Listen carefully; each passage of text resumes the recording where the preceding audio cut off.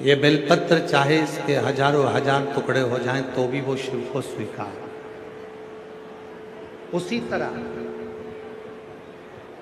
जैसे शंकर भगवान का शिवलिंग होता है, थोड़ा समझिएगा बहुत ध्यान से। घर में अगर भगवान कृष्ण की मूर्ति है, उसके उंगली टूट गई, हाथ टूट गया या कोई चीज में खंडित हो गई तो वो खंडित मानी जाए। माता रानी की कोई मूर्ति है, उसमें कोई टूट फूट हो गई तो वो खंडित मानी जाए। गणेश जी की कोई मूर्ति है, उसमें कोई टूट फूट हो गई तो वो खंडित मानी जाए। जितने भी देवताओं की कोई मूर्ति आपके पास में है, अगर वो थोड़ी सी भी टूटती है तो वो खंडित मानी जाए। पर 33 कोटि देवता में केवल एक देव अधिदेव महादेव का शिवलिंग एक ऐसा है जो 1000 भी टुकड़े हो जाएं तो भी वो खंडित नहीं माना जाता, वो अखंड ही माना जाता।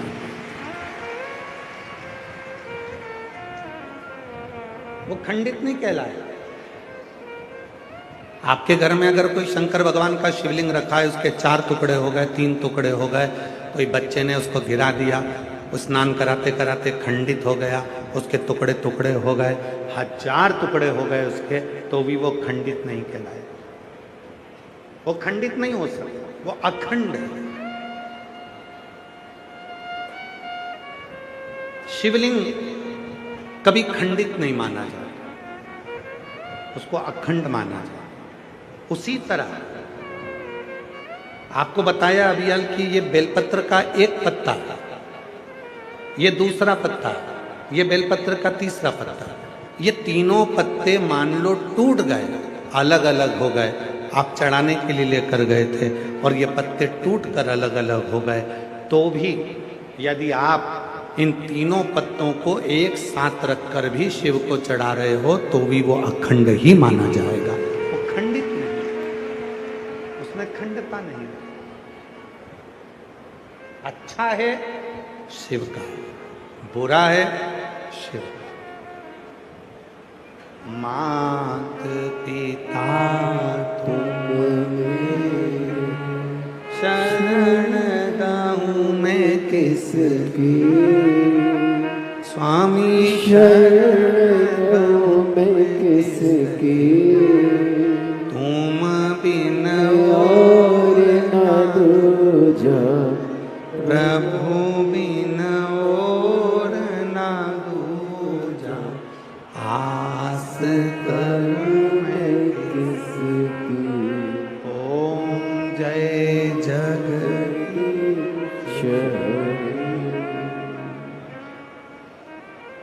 अखंडता।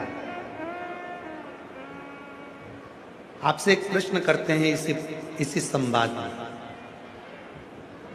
जरा उत्तर दीजिएगा। तुम्हारा छोटा सा पोता, तुम्हारा बेटी का बेटा, तुम्हारे बेटे का बेटा, तुम्हारे बेटी की बेटी, तुम्हारे बेटा की बेटी, या तुम्हारा बेटा या तुम्हारी बेटी, छोटी सी, वो कुछ भी खा रही है, कुछ, और खाते खाते उसने एक दाना उठाया और उठाकर खाते खाते उसने अपनी मम्मी के मुंह में दे दिया। खाते खाते उसने अपने पापा के मुख में दे दिया। अब ईमानदारी से बोलो, इतने से दाने से बच्चे का छोटा सा हाथ, छोटी सी उंगली, और वो छोटी सी उंगली से वो बच्चा दाना उठाकर तुम्हारे मुख में दे रहा है। बच्चे का पेट तो वो छोटे से दाने से भरा जाएगा, पर क्या तुम्हारा पेट भराएगा क्या उस दाने से? नहीं भराएगा। फिर भी तुम्हारा बेटा दे रहा है, तुम्हारा पोता दे रहा है, तुम्हारी पोती दे रही है, और बड़े प्रेम से तुम्हारे मुख में दे रही है, तो भले 56 भोग ना मिले पर वो एक दाना तुम्हें तृप्ति प्रदान कर देगा। प्यार से दिया है मेरे बच्चे ने। बच्चा गोदी में बैठकर वो दाने को उठाकर मम्मी के मुख में दे रहा है। पापा के मुख में दे रहा, भैया के मुख में दे रहा, बहन के मुख में दे रहा।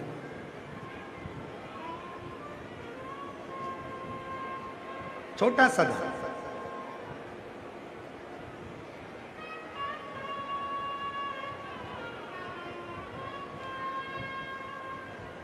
वो लेकर आता है और दे देता है।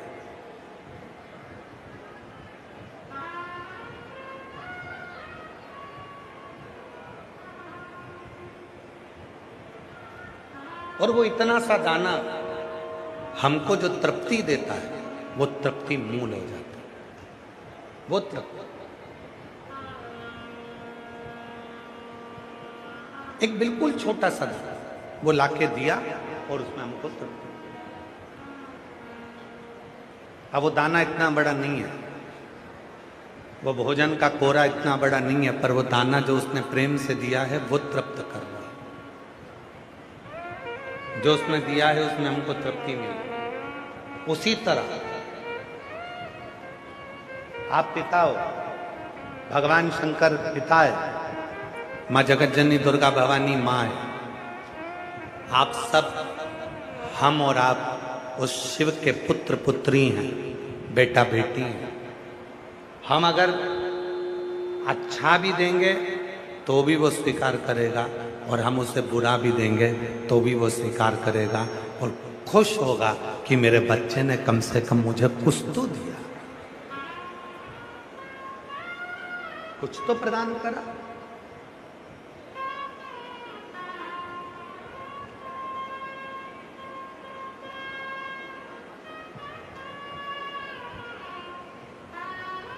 एक गुरु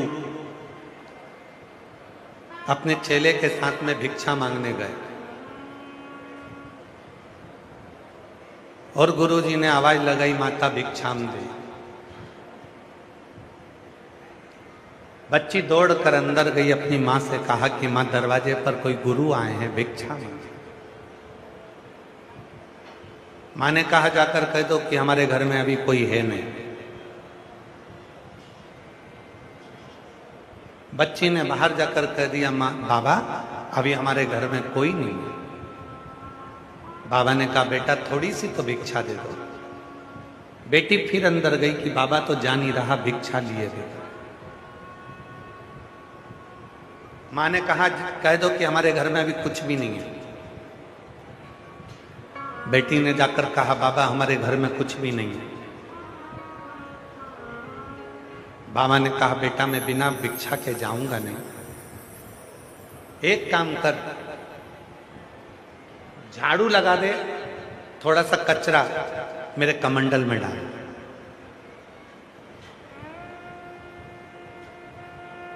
बेटी ने झाड़ू लगाई, कचरा उठाया, बाबा के कमंडल में दे दिया। बाबा कचरा लेकर चले गए। चेले ने पूछा गुरुजी से, गुरुजी उसने भोजन नहीं दिया, अन्न नहीं दिया, कचरा दिया, तुम इस कचरे का करोगे क्या? गुरुजी ने वो कचरा लिया, आगे जाकर फेंक दिया। जब कचरा फेंकना ही था तो तुम लेकर क्यों आए? गुरुजी ने कहा, उसकी माँ ने अपनी बेटी को ये सिखा दिया कि संत आए तो कह देना कि कोई है नहीं, संत आए तो कह देना कुछ नहीं है। मैंने उस बेटी को सिखाया है कि संत दरवाजे पर आए तो खाली ना जाए, भले कुछ भी दो पर देकर भेजो। बेटी ने कम से कम आज कचरा दिया है, जब शादी होकर जाएगी तो दरवाजे से किसी संत को कभी खाली नहीं भेजे।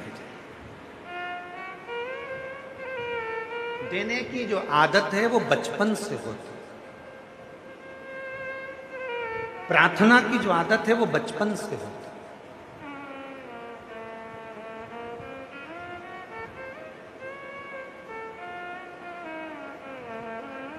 कभी कभी अपने बच्चे से तुम खुद कह दिया करो, ला क्या खा रहा है बेटा? बिस्कुट। ला दादी को नहीं खिलाएगा? बच्चा आएगा, छोटा सा टुकड़ा तोड़कर दादी को मुख में बिस्कुट देगा, भले पूरा नहीं दे पर इतना सा भी दे तो तुम खुश हो।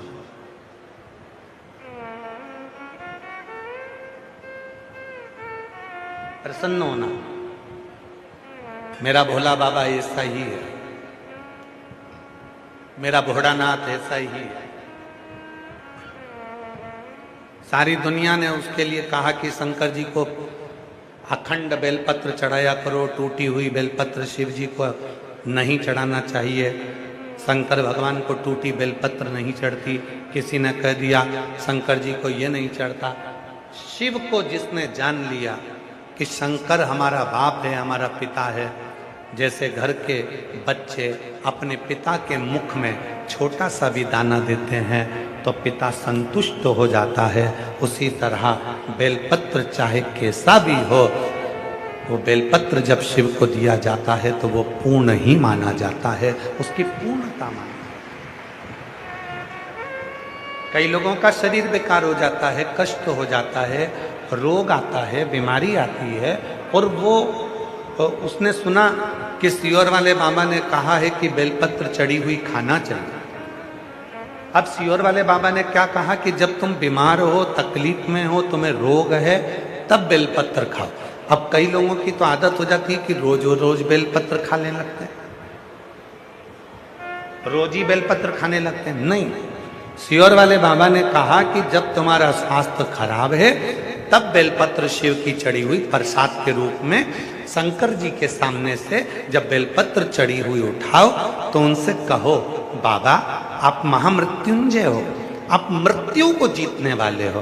बाबा मुझे रोग हो गया है, उस रोग को मिटाने के लिए आप औषधि के रूप में ये बेलपत्र दे दीजिए और इस बेलपत्र को औषधि बना दीजिए।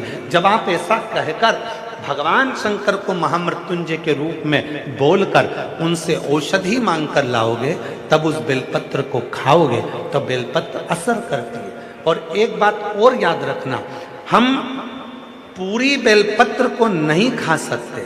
हो सकता है किसी किसी के मुंह में छार छार हो जाता है, किसी के मुख में कई बार छाले पड़ जाते हैं, किसी के मुंह में स्वाद आना बंद हो जाता है, किसी किसी के मुंह में कुछ खाते हो तो स्वाद नहीं आ पाता। तो जरूरी नहीं कि पूरी बेलपत्र खाओगे। बेलपत्र का एक पत्ते का भी छोटा सा अंश, जितना बड़ा तुम्हारे माथे पर बिंदी लगी होती है, उतनी बिंदी के बराबर भी अगर तुमने बेलपत्र को खाया है तो वो बेलपत्र भी उतना ही असर करेगा जितनी पूरी बेलपत्र। जितनी बड़ी बिंदी अपने माथे पर लगी है उतनी बेलपत्र, उतनी बिंदी के बराबर भी अगर बेलपत्र हम खा रहे हैं तो उतना ही असर करेगा। जरूरी नहीं है कि पेट दुख रहा है तो दवाई का पूरा पत्ता ही खा जाओ, सिर दुख रहा है तो टेबलेट का पूरा पत्ता ही खा जाओ, 12 की 12 गोली खा गया। एक गोली निकालो और उसको खाओ। उसी तरह शरीर में अगर कष्ट है, तुम पूरी बेलपत्र नहीं खा सकते, मुंह में स्वाद नहीं आता, छार छार हो जाता है, मुख में अगर बेलपत्र खाने के बाद तुम्हें स्वाद नहीं आ पा रहा, तो इतनी सी बेलपत्र का टुकड़ा, जितनी बड़ी तुम्हारे माथे पर बिंदी रहती है उतना बड़ा टुकड़ा आप नंदी के पास बैठकर उसको खाना प्रारंभ करिए, वो बेलपत्र भी उतना ही असर करे, उतना ही असर करे।